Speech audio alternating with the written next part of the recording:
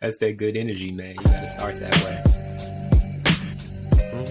That's always a good day when you get a Johnny Drama reference. Yeah, on the front end, you get Akon coming. Like, we are the most juxtaposed podcast culturally ever, man. We go Toto to Akon and Styles being locked up. Yeah, and then we straddle the 2023 and 2005 line very hard here. Oh yeah, we're stuck in the past. Yeah, because this song came out in 2004, summer of 2004. Man, sure. Look what we were listening to in 2004. Just the woes of being imprisoned our whole lives, right, man? Yeah, it's probably when it was at its worst. You know what I'm saying? Late 90s, early 2000s. And listen to what he's saying. Yeah. The walls are gray, the clothes are orange. Like, it's just you don't need much more detail than that. Yeah. We're gonna give you some detail today, folks. The food is garbage. We're gonna give you some details into what life is like behind bars today. Akon was my doppelganger. Yeah. Let's cut the music, man. Let's get to it, bro. We went kind of long on the music, but hey, folks. What's up? We're back. We never really left. We're kind of always in your orbit, right? We've got a robust content post-production calendar that we work on really, really hard weekly. Yes, we do. So the folks get us every day of the week in some shape or form, in multiple forms. Man, go ahead and tell them what they get. Tell them what episode we're at. My bad. Episode 11. Look, you had to think about it. We're deep. Our catalog is good. I wrote it down, too, on my note card. Y'all see that? For our YouTube viewers, Stu has a note card. Yep. my man is prepared. Yeah, I got a little cheat sheet, too, man. Well, you've always been this way. You've always either made lists. You carried a sketchbook around for years. Yeah, to refine and hone. I got a lot of competing skills. Thoughts in this brain, so we got to jot them down, man. Yes. But hey, man, happy to be on the other side of double digits with you, bro. Like, episode 11 is pretty big. That is big. My mind can't conceive it, to be quite honest. I was thinking about it earlier. I was like, I'm really gonna screw this up now. I was struggling just to say which order we were in getting to 10, but we did 10 episodes, man. We did 10 episodes, man. We did 10 episodes. We sure did. Like, it's keep going. Oh, definitely. This is therapy. It's absolutely therapy. And also, I'll say it's a stressor that I would talk about in therapy if I had a therapist presently. But, we celebrated me having a therapist and my prior therapist, y'all. I have since decided to cease that relationship. So I do need to find a new therapist. So I'll try not to give you all of my feelings today, but this will really be therapy for me, y'all. Yeah. So, if you have any recos out there, please send them our way for therapists. Very much appreciated. Now, when we talked about this, I don't want to get too far from the intro song either. So this is episode 11. We're excited to be through that first 10. We will keep going, but I actually was a little stressed when I was trying to come up like, Stu, man, what are we going to talk about? What are our topics? We have a robust list of things that we can talk about. Yeah. And we have pretty much framed a lot of episodes, but we also go off of the feeling of the moment. What did we talk about in the last episode? What has the feedback been from everybody else out there listening? And that's what really informs what do we need to talk about. So we're not ever going to come in here on a Saturday and just yap. We have all types of access to one another.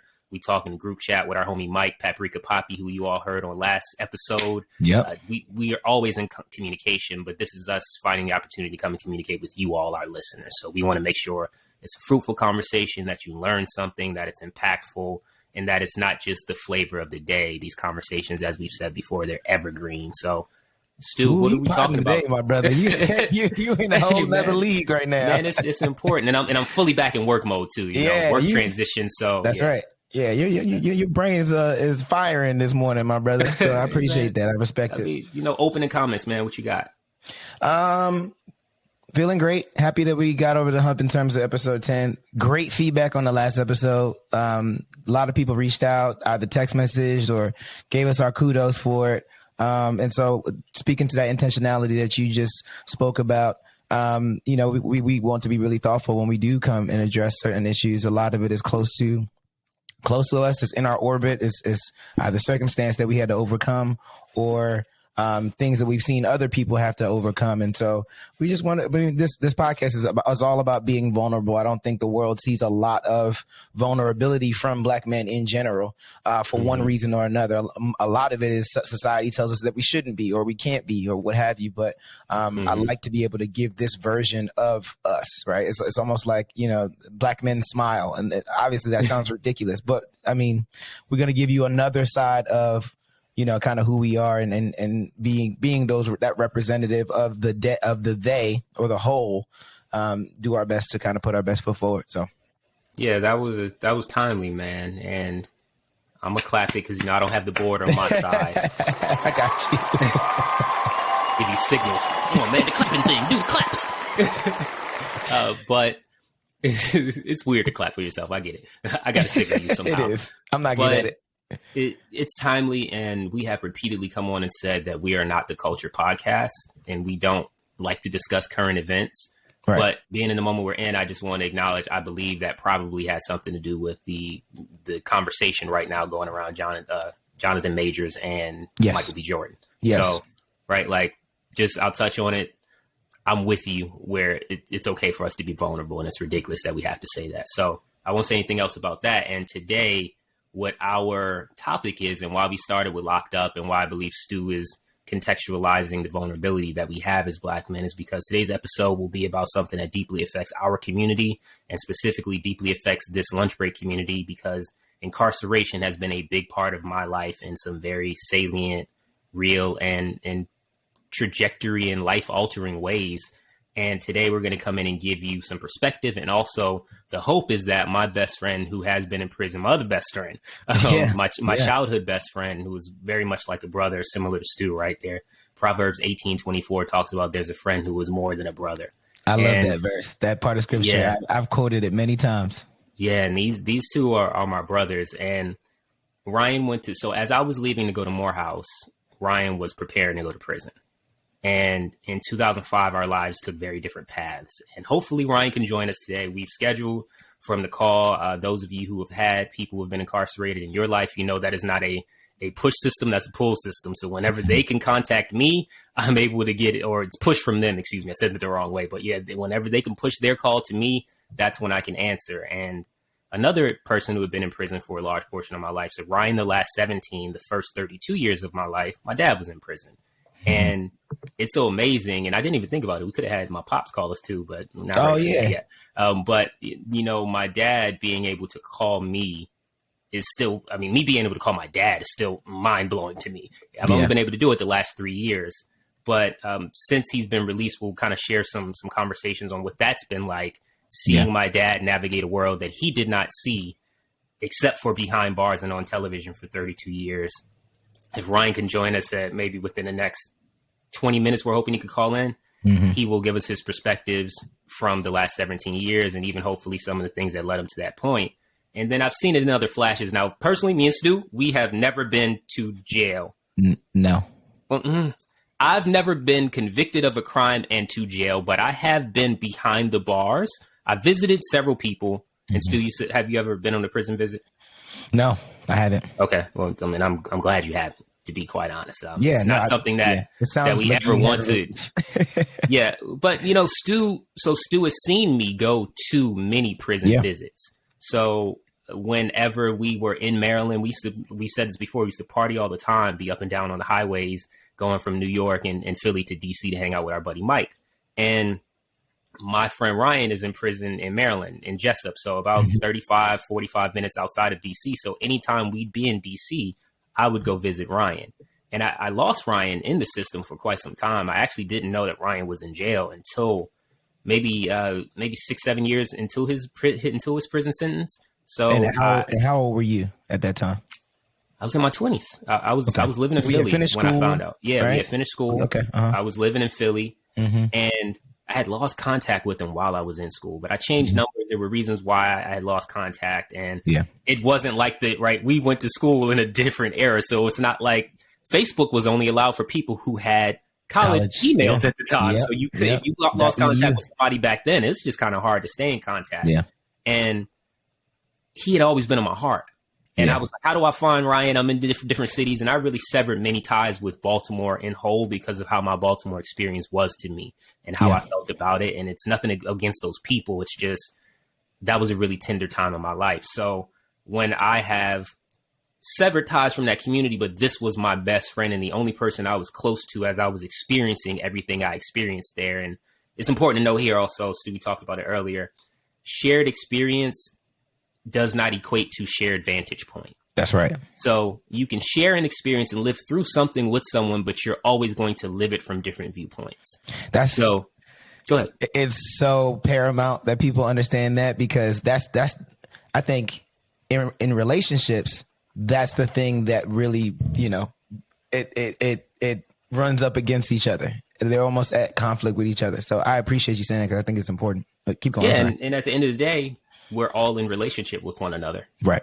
It's just we have different titles and names for what those relationships are. Correct. We're in a brotherhood. We're in a friendship. Some people are in a romantic relationship. Intimacy can exist in non-romantic and romantic. Like, there's just so many layers to that. Yeah. We're all in relation to one another as humans. Yep. So, I'm hippie human man, but very hippie.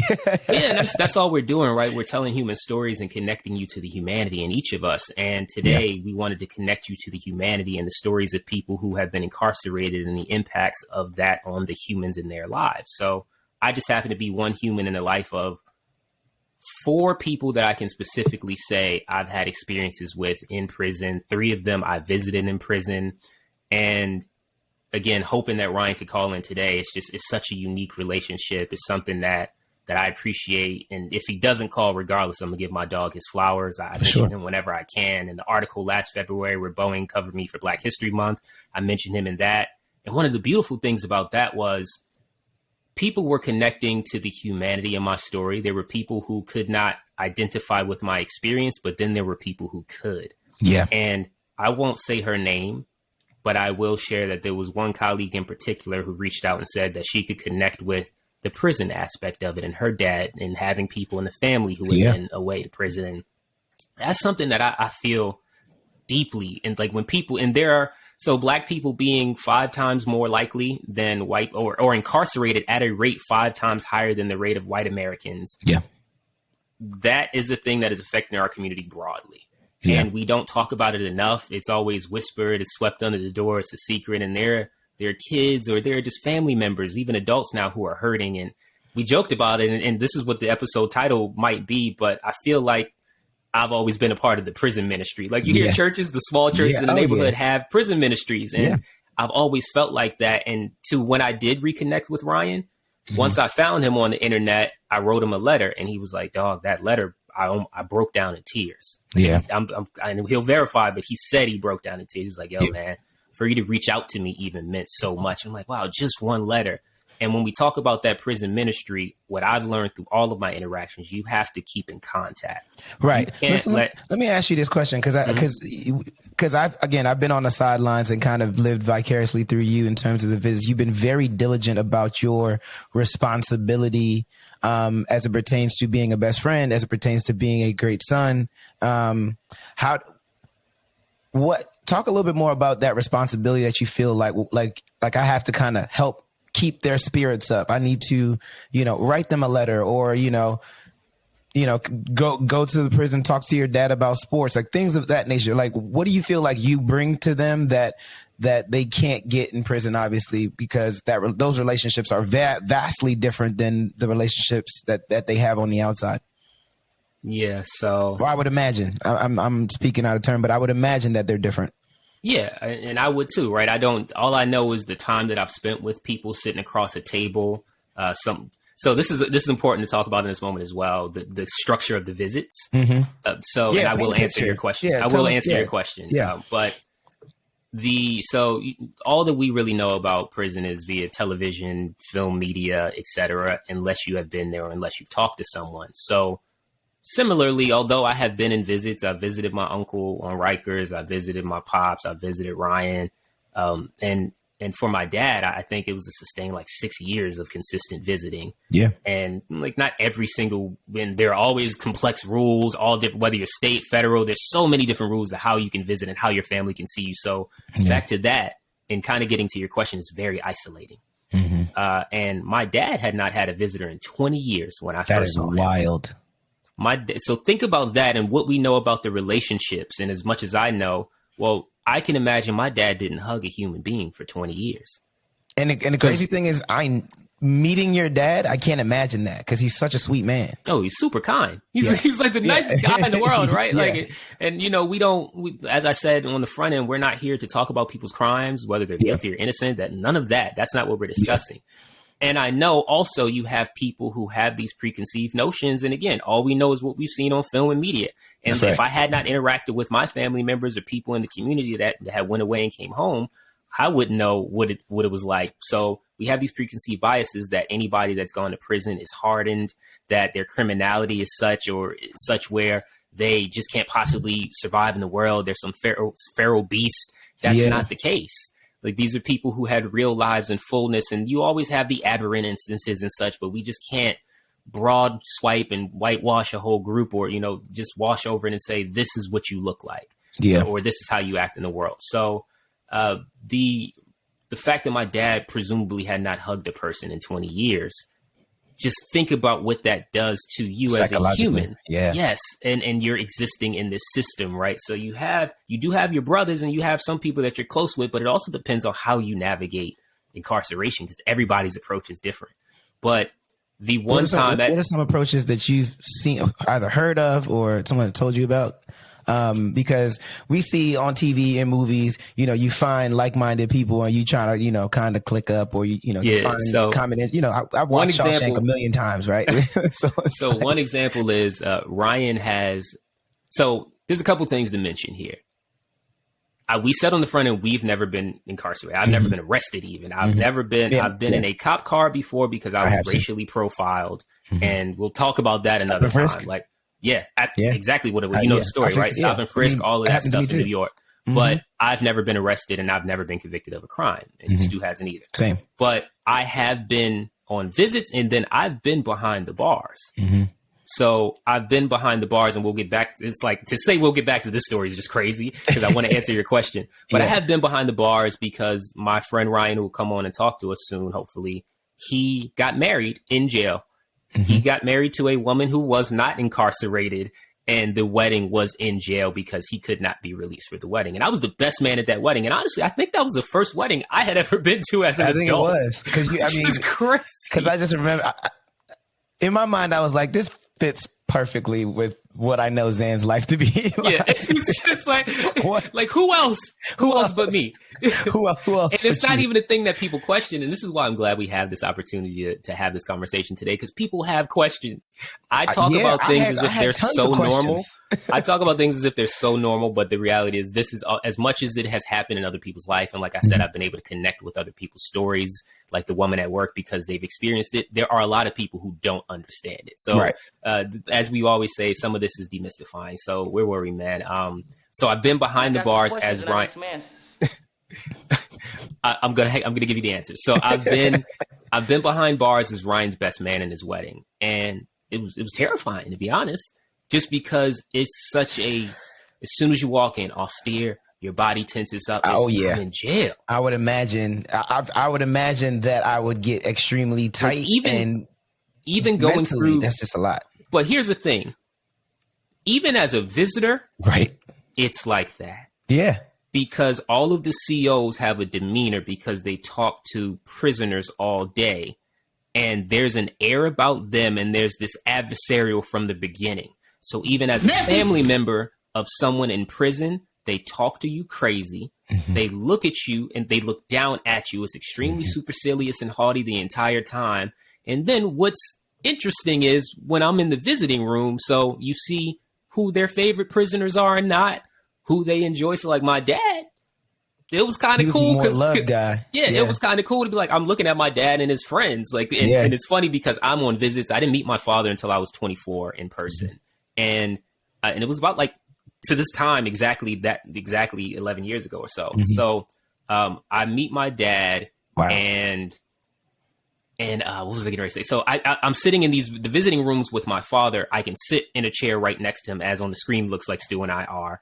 And we're just interacting. But even in that first visit, he did not hug me because he hadn't had a visit in 20 years and he wasn't sure what the rules were. So I cried like a baby the moment that I got back to my car, because I'm like, man, this is my first time ever meeting my dad. And it was amazing. It was incredible. I'm looking at a face and putting the picture together. I've seen photos of him, but I'm seeing his mannerisms and even the way that I'm sitting now and things that I do, the way that I smile, it was I was all about to say, you like, looking it in is the mirror. this. I'm looking at this man that I never knew this is how it worked. And I didn't know who my dad was until I was 13.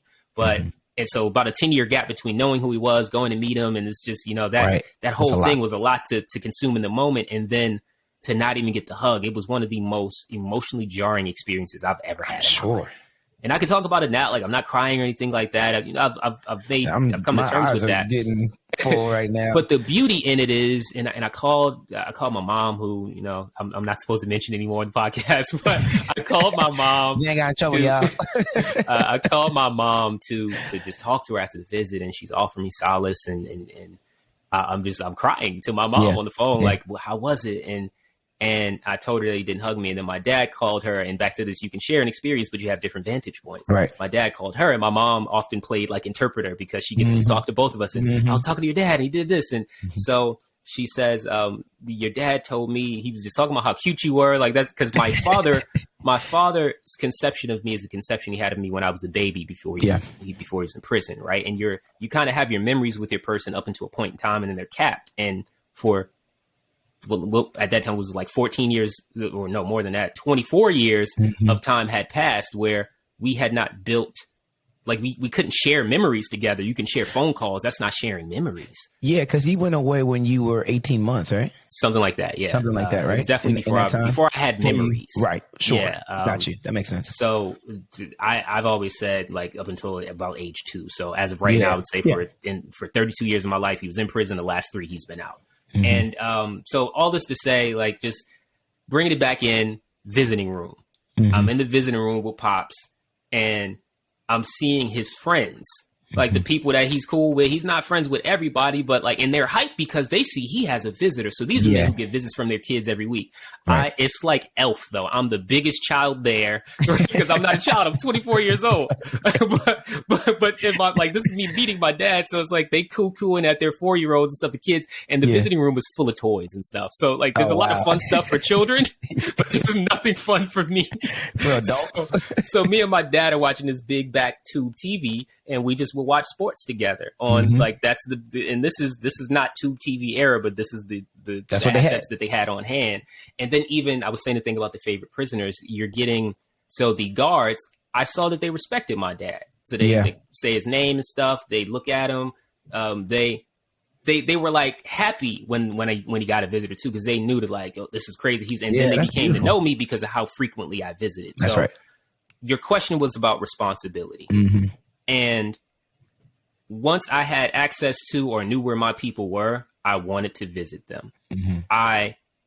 It's hard for us. It's harder for them.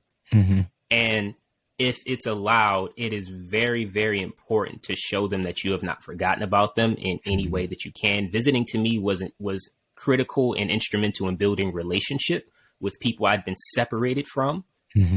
It helped me, to what I was telling you, to understand their worlds and their experiences. So I've had to write letters to parole boards. And when you spend time with someone consistently for years, like, you all don't know what I know through hours of conversation. Yeah. And what you all are hearing out there today with me and Stu, you notice to be true of us. We have deep conversation. Yeah. You know, the type of questions that I ask people, the things that I care about. So I've got recorded podcast hours, essentially, or unrecorded, with my family members and friends that have been in prison. And I feel like when they go up in front of parole, they're there for 5 minutes or so. It's a quick thing. They're reviewing your files, but they don't have all the context. Right. And I've written letters to the state attorney general in Maryland. Just like, I am writing letters to people to say, hey, let me explain the man behind the person that you see as prison ID number 391852, blah, blah, blah, blah. Like, no, let me tell you, those letters were fire. I know you was barring them to death. You all know I am a writer. Now, I apologize to my people because sometimes I don't know. I I can speak up a little too sternly at times. I'm a little too much letter from a Birmingham city jail. Yes. So you can assert yourself well. I get it. Yes. So it's just like, hey, you got to be nice to the people too. Man. Yes. Like, this is just, but it's so impassioned because they aren't spending these hours with my people. Yeah. They don't know the human. Like, yes, there may or may not have been committing of crimes, but like after, what does reformation look like? Yeah. Because we say this is a reform system. The sentencing is unfair. Mm-hmm. The extent of the law is only extended upon the people of color often. Mm-hmm. Like there's just so much there. And I'm writing to say it's been 30 years. It's been 17 years. I mean, how long does it take to return these people back to their family? How do you say what contrition is if you've not spent enough time with them to show beyond 5 minutes that they're contrite? I just don't. That just does not jive for me. So I'm sorry, right. That's a really passionate thing. No, that was great. I mean, I vulnerability, man. When you look back at your experiences, as a man, I know in my life there were seminal moments that, hey, I grew some level of resentment towards my father for not being there, for me having to go around in certain instances of my life and have to teach myself what being a man is, and basically, for lack of a better term, a lot of that was just trial and error, right? Mm-hmm. Or trial by fire. Did you ever grow a level of resentment for your father not being around in some of those, important moments, maybe getting your college letter, your first car, driving? I'll answer. You don't even got to give scenarios. The answer is no. Yeah. Okay. Can you talk about how? I'll explain why. You didn't kind of build that, and the importance of not building that. Yeah. So y'all, Stu is actually asking questions he wants to know because we didn't discuss this question. It's like, no, these are real questions. I'm in my interview bag. I used to do this. No, it's cool. I wasn't prepared for it, but I'll answer it. My man. So the answer, like I said, is absolutely no, because I am a person who accepts constraints very early and then immediately figures out how to live within those constraints. So very early on, it was, I don't have a dad. So anything else was bonus. So when we built relationship and he entered my life, okay, cool. And at the time that we actually first met one another, we had built relation over the phone. My dad, let me also be clear. It's a story that I will not fully tell, and it's kind of hard to understand, but you all will just have to accept me at my word here. My father had always been in my life, had always sent cards and things, happy birthday, although I did not know that is what his relation was to me. So it was confusing to me for sure. But my father had always had somewhat of presence. So it was just switch my mind to who this person is. Right. Finding out at 13, it was a lot to absorb. I don't know that I ever fully processed it. Yeah. But at that time, it was, well, the man who I thought was my father, I literally hated. And Ryan knows. And again, if he joins us, he's actually late now. So unless I missed it. No, but if he joins us, he'll be able to speak to it, and we'll certainly get him on another time if we can. But with my dad, when it came out that is my father, it was like, okay, I'm relieved because I was hating and resenting the person who can't even say quasi present in my life as my father. Yeah. So, I'll say this in a moment to joke, but I mean it. Like when I found out that, all right, I know my dad, I know where he is, and it's not college because at some point in time, it's like the Black moms had a caucus. No, I mean, it's just at some point in time, Black moms had a caucus and decided that what we're going to tell our kids? Their dad's in college.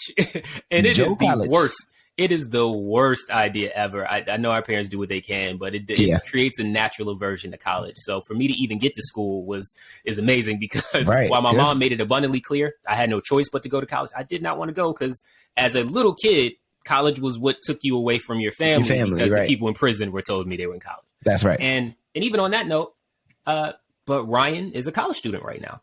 Yeah. Shout out to Ryan being a college student, man. That's dope.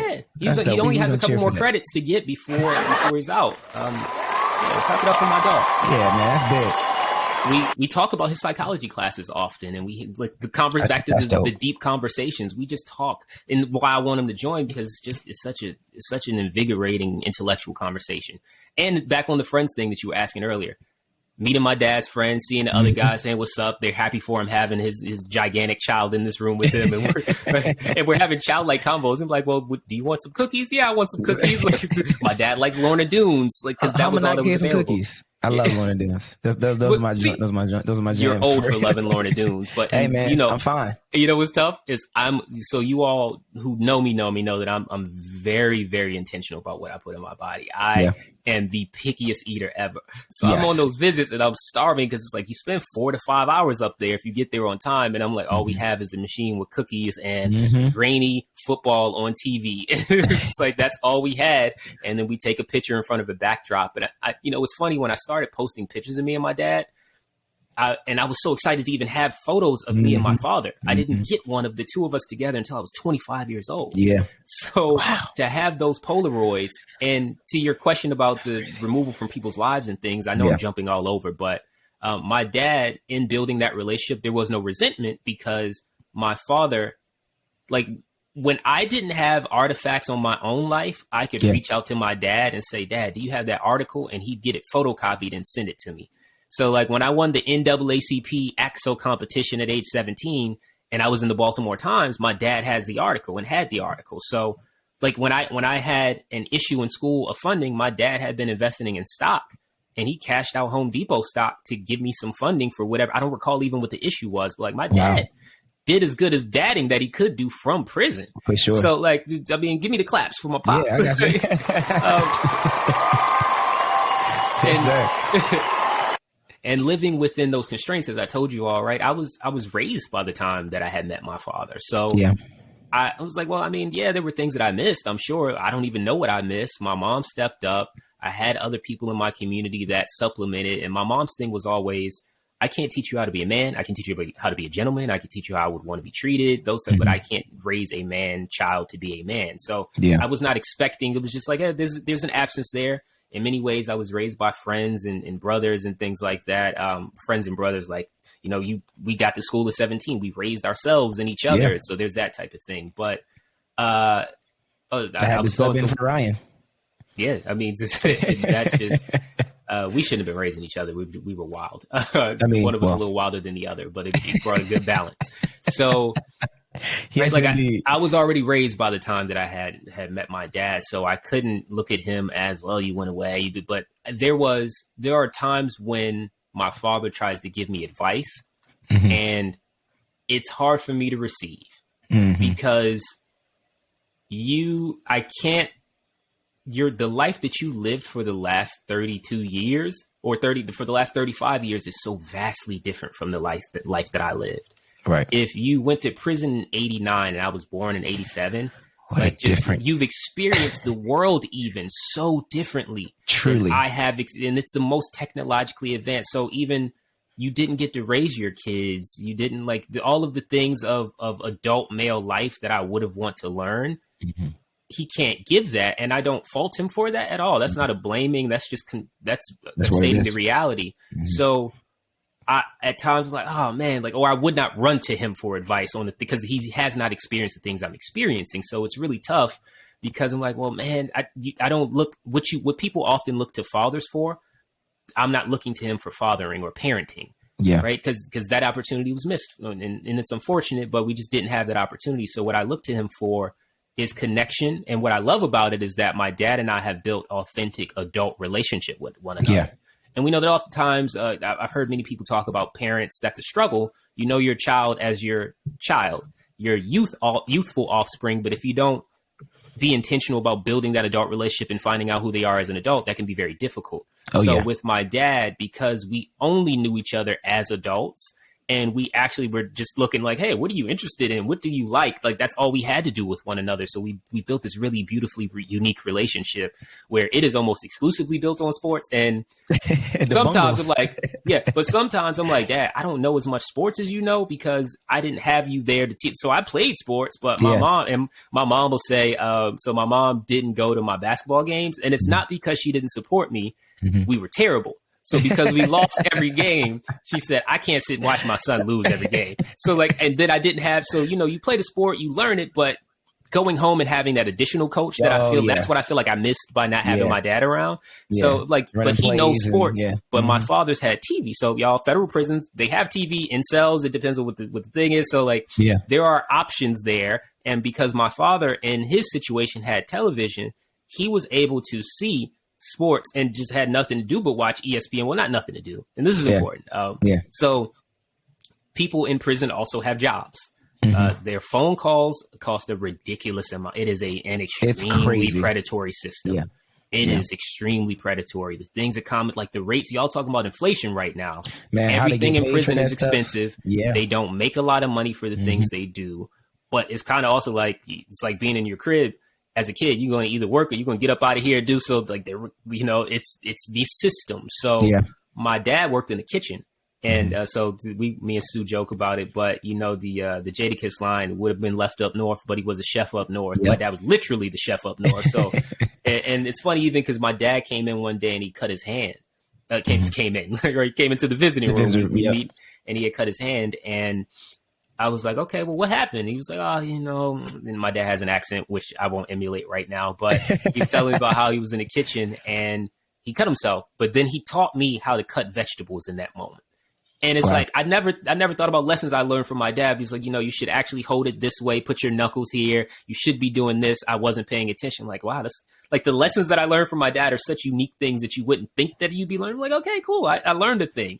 Right. Yeah. And it's just, I wish that I had that throughout life, but I still have it now. And what I actually learned from is I seek out his experience presently, and I really have to pull things because he probably didn't have people talking to him in this way over the last 30 some odd years. But I'll say, so let's talk about like, hey, is it hard for you to engage in this? My dad didn't have, credit cards didn't exist when he was on the street, and not in the way that they do now for sure. So when he got out, there was no spending paper money. There was, everything is digital and doesn't actually physically exist. And places he was able to cash now. That's like the phones don't have buttons on them. My dad was out in brick phone era.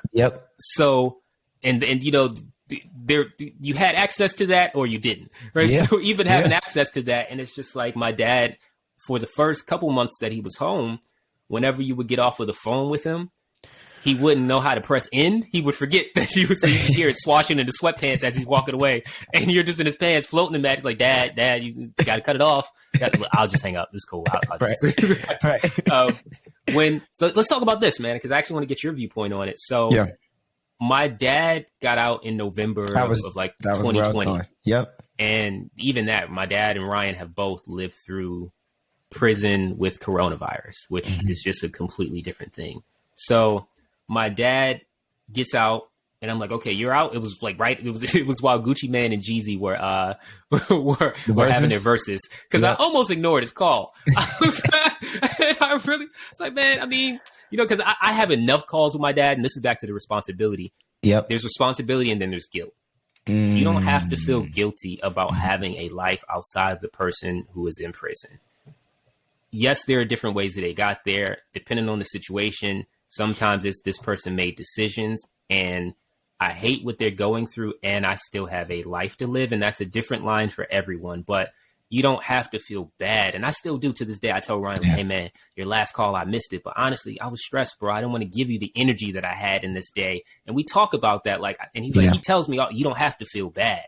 He's like, he often goes back to, you sent that letter. You don't have to do another thing ever again. But it's like, look, man, I enjoy and look forward to these calls. And sometimes I just need a moment. So, I forgot where I was going with that. We're talking about Dad came home. Yeah, he comes home, right? The phone sloshing in his pockets.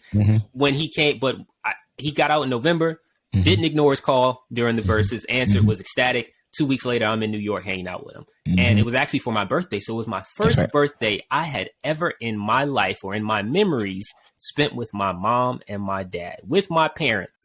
And Stu was there. Of course. And of course I was there. And not only there, Stu paid for the dinner. I did. Not just, he planned the dinner. Say, hey man, let's go to Catch for your birthday. Got the reservation. And like, you know, and this also, I appreciate that, but at the same time, like, man, you've got me looking crazy. And what I mean is, I think my dad thinks that I have a lot more money than I actually have because we go to these fancy places. So like even at the funeral, my dad turns around during my sister's funeral and says, "Where are we going to eat?"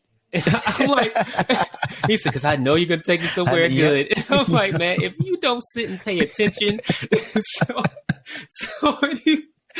big smile on his face. Yeah, of course, he's ready to eat. You got great taste. But I like to eat. So, if I'm going to spend my money on anything, it's going to be food. So I get it. But so we go to catch, and it's my dad's first. So just even let me shut up. What was that like meeting my dad for the first time? I mean, for me as your brother, like I was just so happy that this portion of your life that you didn't have was coming into the picture for you, especially as you know, you're ascending in your career. You've done all these different things. At this point, you had bought your first house. Like all of these different things were working in alignment. And I was just excited to be just to watch it because I've known you for 17 years. You had just got a new job. I actually told my leader that I needed to take off. Right, I had just got a job on the 4th. Yep. My birthday's the 14th. Yep. I told my leader, hey, I got to be off because my dad just got out of jail. Like I'm going to hang out. I haven't seen him in 32 years. Like, and that leader was Jeanette. Yeah. Shout out. So shout out to Jeanette. Shout out to Jeanette. One of the like just yes. A lot of love on that side. Did not know this woman. Yeah. At all. Yeah. And back to vulnerability. Vulnerability is a superpower, y'all. Because I mean, also she would have been the worst person in the world to say, no, go ahead and work. Who cares if you get out of prison? Right. But like you have to tell people what you're going through and experiencing. And it doesn't have to be extremely deep. It doesn't have to be very detailed. I am an oversharer, but like, this moment matters to me. A piece of my life and a picture that I have not been able to complete forever is real now. And by the way, Stu's helping to fund it. So let's go. And everything's coming up aces. Hey, man. And so one of the things that we were thinking about, and usually when I land in New York, well, before Stu moved, when I land in New York, is I go straight to Stu's house. Like it just feels like home base for me. So eat. Got over to Stu's house because Stu doesn't want to encounter me hungry. So I feed myself before we get there, and then we plan for the next meal. I like to plan meals ahead. Yes. So I'm in the house, and Stu got the red carpet rolled out there. Like Stu's got champagne, fancy glasses, and everything. Like it's gonna be a nice night. And it is my birthday, but and I had just got a job, so there were all those things, but I wasn't focused on any of that. I was only focused on I'm getting to see my dad outside of a prison. I had never seen my father outside of jail.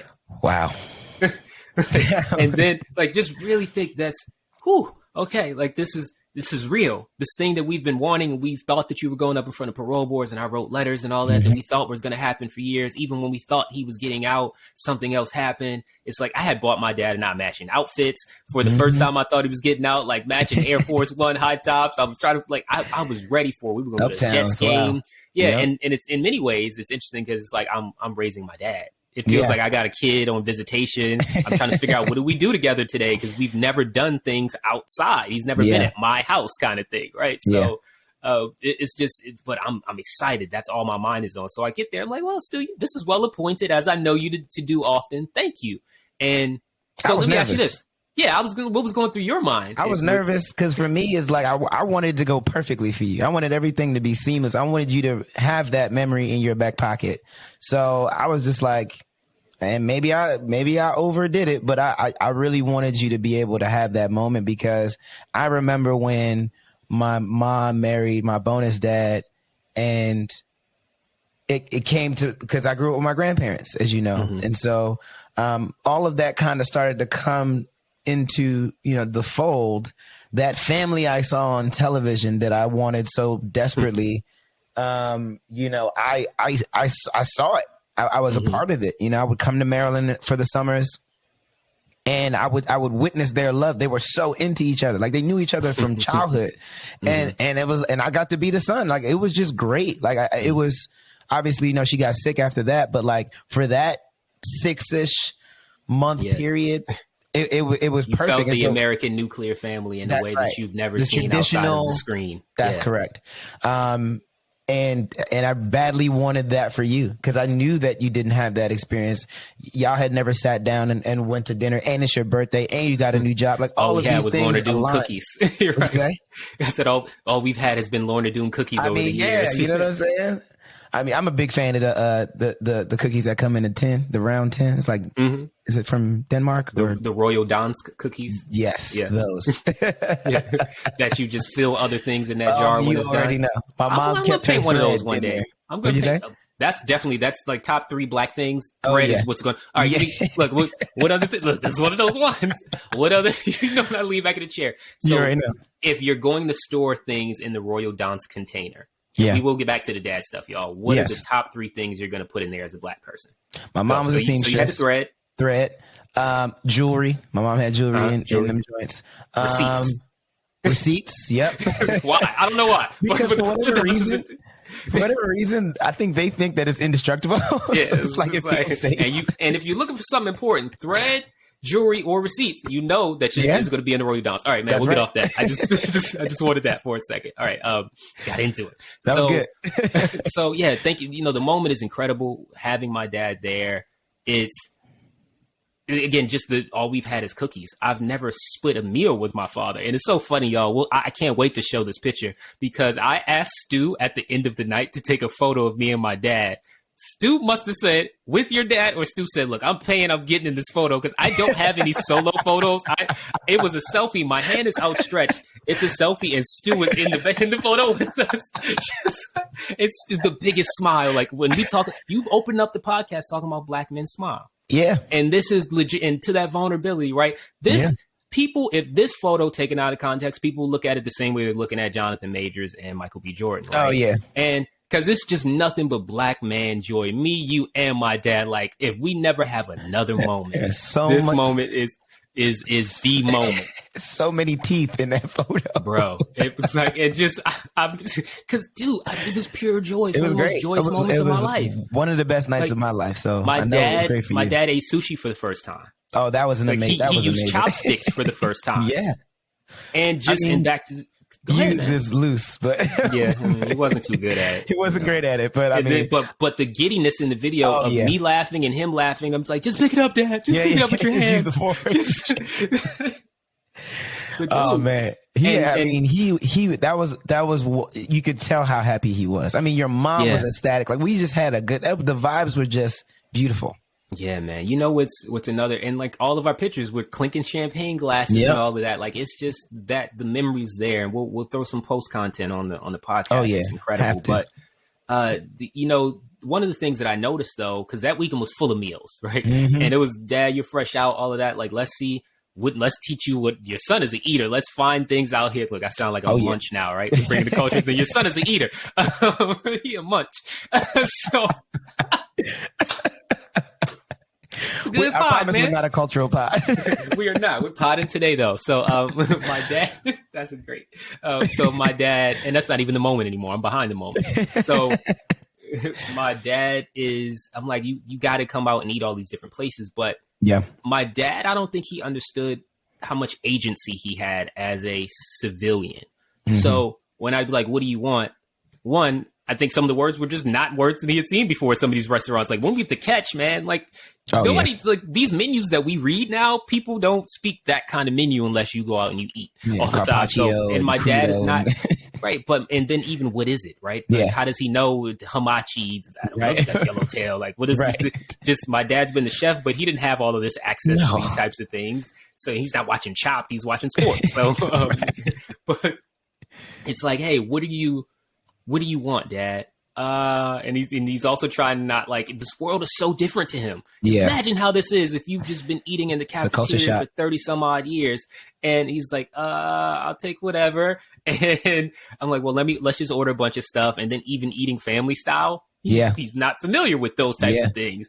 So we talked about this that night. We were like, I mean, there's so much stimuli right now. Like, I wonder what he's going through his head right now. This is a lot. And then even sitting at the table, we were all sitting at the table, and people tend to look at their phones now. My dad has nobody to talk to on his phone, right? He doesn't even know how to use the phone. So it's like, oh, I would catch those moments. Okay, wait. Yeah. D&I man, be inclusive. Like, how do you get your dad into this world that people don't understand? Even when he came to your building, Stu lived in a high-tech, beautiful building. Yeah. And my dad had never punched keypads like to ring doorbells. And I was like, Stu, I'm going to have to go get him, man. He's like, what do you mean? I'm like, well, just think about it. He's never rang this kind of doorbell. He has to scroll to find your name. Like, that's going to be that's going to be complicated. That's overwhelming. Yeah. And there's so much that people don't think about when we talk about re-entering society, and no one helps. That's true. It just kicks you out and you're baby in the world. Go figure out the world now. Yeah. And I've been seeing these things in the TVs and movies I've been watching, but I've never engaged with and interacted with these things. Yeah. And to the agency I'm speaking to, so my dad has been having people tell him what's on the menu, or as a chef, as I've understood, because he had access to different things, and my dad eats cleaner than most prisoners. I've learned throughout the years, he would say, okay, well, if I'm in the kitchen and there's a little extra onion, maybe I could take the onion, chop up some, make myself something, like just different meals. Or if I have a can of mackerel in my room, I'll mix that with the onion from the kitchen. So he was really chefing up. And what I'm jealous of is that he and my sister lived together for 2 years before she passed. Yeah. And my dad would cook for her. Yeah. So I've never had a meal that my dad has cooked, and I'm really interested in that happening one day. Right? Oh, yeah. Like before I stopped drinking, I got to have a brew with my dad. Yep. That was cool. Like, in everything, I was trying to curate the moments. But to that agency, this is a good example. So the first beer I had with my dad was a Red Stripe, because I just said, well, my dad's Jamaican. Red Stripe makes sense. But what I did not know is my dad preferred Heineken. Of course. So my mom, but I was like, you want a Red Stripe? Here, pushing it on you. Like, this is what you're going to get. And my dad's not going to say no. He's trying to be nice, right? But my mom said, well, I thought when you were on the street, you drank Heineken. And it put him in a weird position, because he's like, all right, well, you actually know me. The kid doesn't. I'm trying to but he didn't know. I used to tell, eventually I was like, man, you could say you don't want a thing I'm telling you to go get. Like that, and that was really important. Like, you can say men no. Love Heinekens. Right. My Uncle Kofi keeps them at the crib. But it's just, dude, I want you to know that you're allowed to say no. You are allowed to have likes and desires and wants, and stand firm on what you do and do not want in this out world here now. Yeah. And that was a thing that I don't know that he had. And then also he's just open because he's not had any option or variety. So just give me everything. Yeah. But there's that balance of, I want you to be able to say no. If I don't ever want to force a thing on you, because like, you have agency now. You are allowed to navigate this world in the way that you see fit for your life. And it's very interesting. And I've asked him, like, man, journal, just write this stuff down, because I still have a ton of questions. There's always stuff that I'm like, what is it like to be free at this point in time? And I don't want to put him on the spot, because my dad's not a talker. We'll plan this to see if he'll come on. And he's learning to talk, which that's also cool. And I didn't plan to go into this, but since Ryan didn't call us, this is where we are now. Yeah.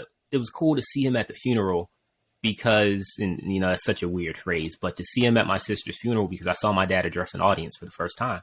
Yeah. And those are things that you don't think are missing as a kid. It was amazing. Yeah. Back to me looking at him as if this is my child and not necessarily my father.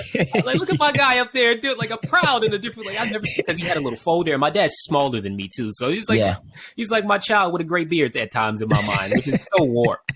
But like, I was just the amount of pride I had I was proud of my father's development, I guess. Is what it was. And I don't mean to infantilize my father in the way that I have in some of these moments. I'm saying that in jest. But I am very aware and cognizant of the fact that he is experiencing things anew. And as far as it is not his mental capacity age, but as far as his age in this world, he is a baby. Yeah. And seeing that progress and seeing him take everything that's coming at him has been incredibly beautiful. Yeah. And it's been inspirational. And one of the things that I love to say as of like the last week, because I just came up with it, but I think we said it via text, right? The inspiration is in spite of. Yes. And that's what's so, in spite of everything he experienced, he's still joyous. He's still extremely kind. Yeah. He's still open to experiencing new things. My dad text messages me his text messages used to be terrible, y'all. I think my dad thought WhatsApp was regular texting, and it would all be like gifts from what he would find on Facebook, and he would just send me glitter gifts every morning. I'm like, man, I don't know what to see. I was like, Dad, do you even like God? Like, is this just one of them things? It's like, I don't know this to be, and they're mad cutesy things. I'm like, do you actually think it's cute, or somebody? I just don't know I didn't know how to communicate with him.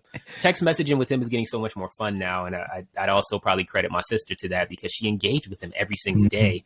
When it's hard for me to even stay engaged with y'all right now. And that's even strange. Like, there's just so much going on. So my dad's text messages now, he's sending like, look at this beautiful view. I'm like, man, this is dope. But we've sat by the water and looked at views together, and we've talked about things that we like, and just building authentic adult relationship and friendship with my dad has been one of the coolest things. And it's interesting because back to that, I feel like I don't need to be parented. It's like, I don't look at him like my dad. He's a cool old dude whose balls I happen to come out of. And, he's one of my best friends, right? Yeah. Like, this is what it is. I don't really know what else to say, man. I think that does happen. That ends up happening as you get older. I'm happy you get to experience that, because obviously you're going to be an adult longer than you're going to be a child. Right. And Ooh. I feel when you really sits in, you're right. I mean, it's true. I mean, because I think about my relationship with my bonus dad. I mean, our relationship's always been so different, because he's been more like an older brother or like an uncle than a disciplinary figure. Absolutely. Right. Yeah, but see, that's a thing.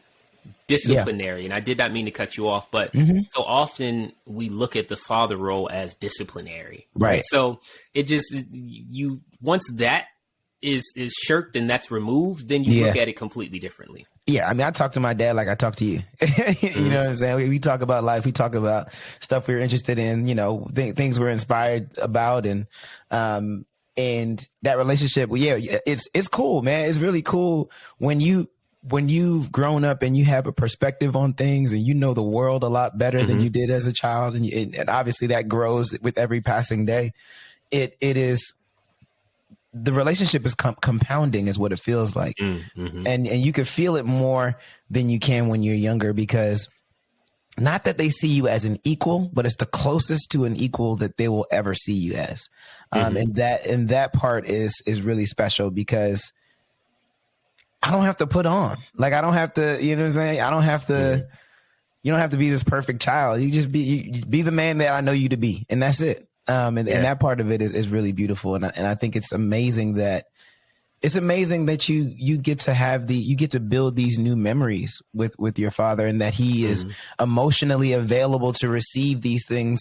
I mean, you both are, it's multi-directional, and you both get to architect a relationship together. Exactly. Whereas when you're a child and your dad is that's your adult, dad, right? Yeah. They're building you don't know how to build relationships. So it's like both of us coming with adult life experiences to figure out how do we build together. So the partnership in that relationship with your parent as an adult just becomes really cool. Yeah. But the special part of this for you, though, that I love that you have, is that your dad was in prison for 32 plus years and didn't hug someone for 20, and it still preserved kindness and empathy and warmth like that. Not at all a hardened criminal as no, that's what I'm saying. It'd be hard to build this relationship if he wasn't the way he is, because despite your efforts, in spite of your efforts, right, he could have been this really hardened, cold-hearted person that didn't,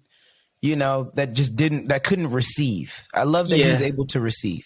So in this moment, I want to get off my dad. Because this was not what we intended to do. We will still release this episode. He'll be fine. But, I wanted to go back because we did miss Ryan. And I do want to talk more to my vantage point about experience. Yeah. So are there other questions? Because there's just things that you've not asked me. Yeah. It's not that I've ever not allowed the floor, but in this moment, with Ryan, with the visits, even whether that's visiting my dad, visiting my uncle when I was a kid. Yeah. Like, what are there things about prison visits that you even have questions about still? Because in this episode, there's still things that I think people may want to know. Yeah, I mean, for me, I think you've answered a lot of that stuff. Like, a lot of what I think it would be is what it's been, right? And so I imagine a soulless room that is mundane and just macabre and blah, and you're forced to kind of go in and not necessarily bare your soul, but depending on how long. You said your first visit, I mean, you bawled, right? And so but even so state versus federal visits are different. Right. Like, I've done the glass visit with Ryan. I've done more sitting room, but even when me and Ryan visited, and I haven't visited Ryan in years now, unfortunately, because I just haven't been in that part of the East Coast. But when we visit, it's like you sit across a table, kind of, not a full table, but there's a bench seating, and there's a bench on each side, like, and you really only get right? And there's a rows of other people, no glass separating us, but just a bunch of people on the bench sitting with their person across from them, and you only get to touch at the dap. on the front end, you like hug dap, of course, but and then right at the end, it's like watch you. So you get to like watch your hands. Yeah, like, man, it's just and the way they talk to you, man. It's just, it's so different, man. And like sometimes Ryan can say, "Can I get a little extra time?" And it's just like the system itself. I don't understand, but I know that he's working within a system. We take pictures though. It used to be so funny. Because like, I have always been the person I am now. I dressed weird. I just leaned into my weirdness in my adulthood. But like, I got a picture with Ryan, and you only get to wear it depends on what your situation is, but you're wearing your prison provided clothes, right?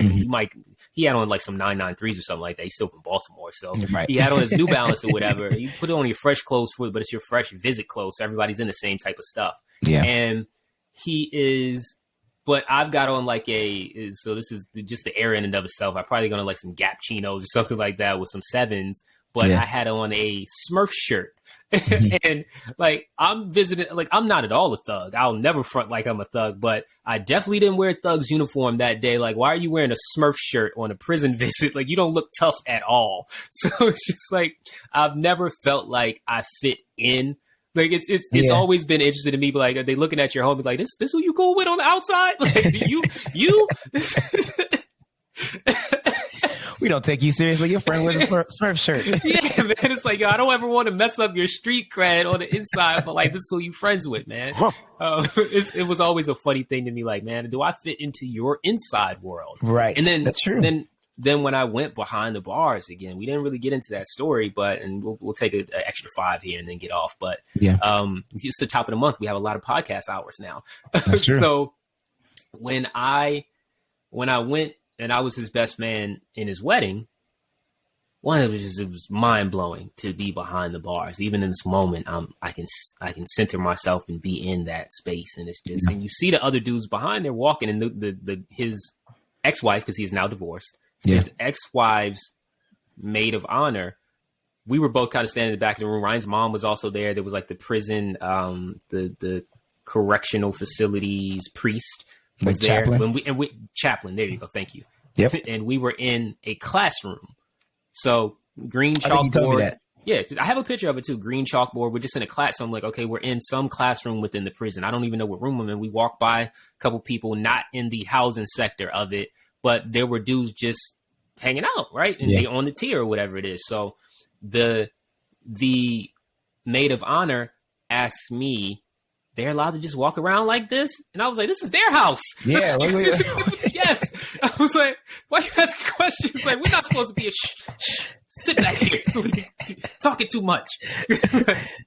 It's so crazy. Like it was just so like it's just something that we've never experienced. Again, right? All they know about it is TV and movies. Dude, I had not seen his mom in years. This is the context that I'm seeing Miss Tanya. And honestly, we don't even say her name right. I believe her name is actually Tawana, and she's accepted that everybody just calls her Tanya.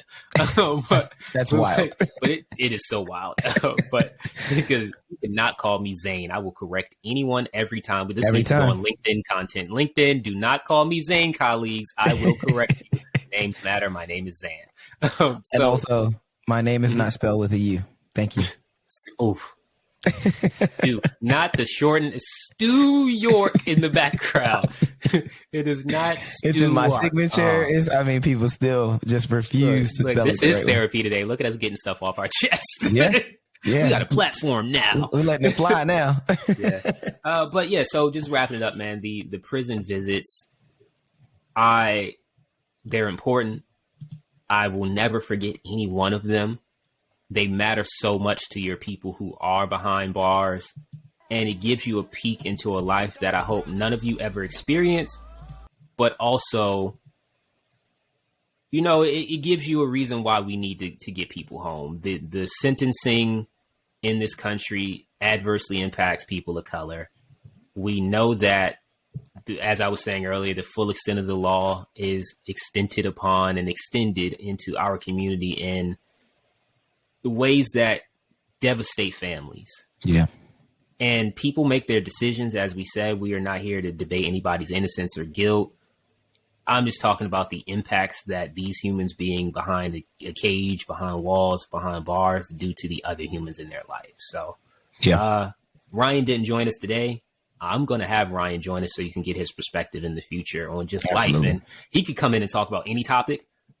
That's the thing. Like Ryan actually, he's me, but on a different path. So we'll have him come in. We'll figure that out. And Stu, any closing words before we come out or play out on one of Ryan's favorite songs?